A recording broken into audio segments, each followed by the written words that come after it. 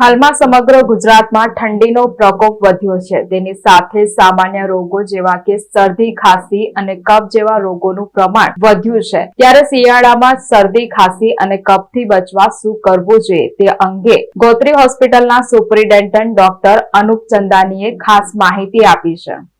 સમગ્ર ગુજરાતમાં ઠંડીનો પ્રકોપ વધ્યો છે અને તેની સાથે શિયાળાની ઋતુમાં સામાન્ય રીતે જોવા મળતા શરદી, ખાંસી અને કફ જેવા રોગોનું પ્રમાણ વધવા લાગ્યું છે. આ બદલાતા હવામાન અને વાયરલ ઇન્ફેક્શનથી બચવા માટે કેવી કાળજી લેવી તે અંગે ગોત્રી હોસ્પિટલના સુપ્રિન્ટેન્ડન્ટ ડોક્ટર અનુપ ચંદાનીએ શહેરના નાગરિકોને કેટલીક મહત્વપૂર્ણ અને ઉપયોગી સલાહ આપી છે.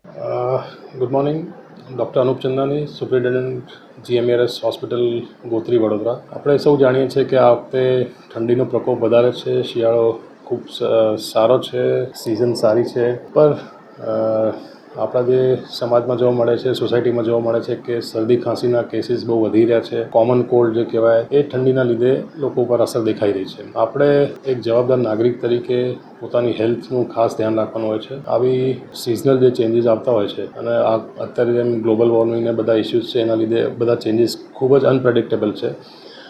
ગમે ત્યારે શરદી થઈ જાય, પાછું થોડી ગરમી આવી જાય અને આ જે ફ્લક્ચ્યુએશન્સ દેખાય છે વેધરમાં એના લીધે આપણે સૌને આ શરદી, રનિંગ નોઝ અને એ બધી તકલીફો રહે જ છે. ખાસ આપણે એનાથી બચવાનું છે, પોતાની જાતને સાચવીને રાખવાનો છે.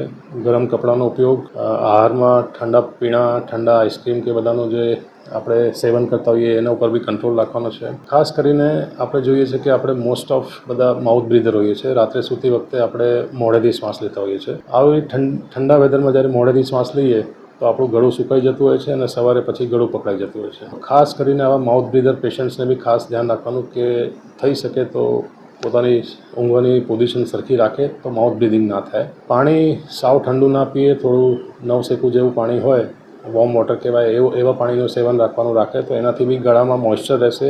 ગળા પકડાવાની અને જે ડ્રાઇંગ થઈ જાય અને એના લીધે બધું કોમ્પ્લિકેશન થતા હોય એ બધા બી ના થાય. સિનિયર સિટીઝન્સ, એવા દર્દીઓ જેને બીજી બીમારીઓ છે જેમ કે ડાયાબિટીસ, બ્લડ પ્રેશર, થાઇરોઇડ, એવા બધા પેશન્ટ્સ માટે બી ખાસ સૂચના છે કે એ લોકો બી પોતાની જાતને વધારે સાવચેતીથી પોતાનું ધ્યાન રાખે. ગરમ કપડાં, ખાસ કરીને કાન ઢાંકેલા હોવા જોઈએ, એ ટાઈપનું પ્રેક્ટિસ રાખશે તો એમને આ સિઝનલ ચેન્જીસ, જે વેધર ચેન્જીસ છે એનાથી બચાવ થશે અને રૂટીન લાઈફમાં કોઈ વધારે પ્રોબ્લેમ નહીં આવે.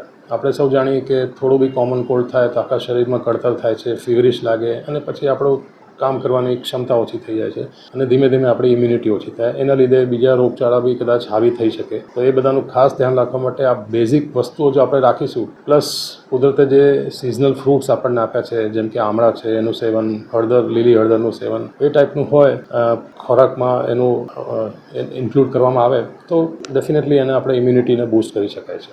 એક આ સંદેશો પહોંચાડવા માગું છું કે સિઝનલ વેરિએશન્સ આગળ આપણે કોઈ વધારે મેડિકલ હેલ્પ કર્યા કરતાં આપણે પોતાની જાતને કાળજી રાખીએ અને પોતાનું જીવનશૈલી બદલીએ તો આપણે એનાથી બચાવ થશે. Thank you.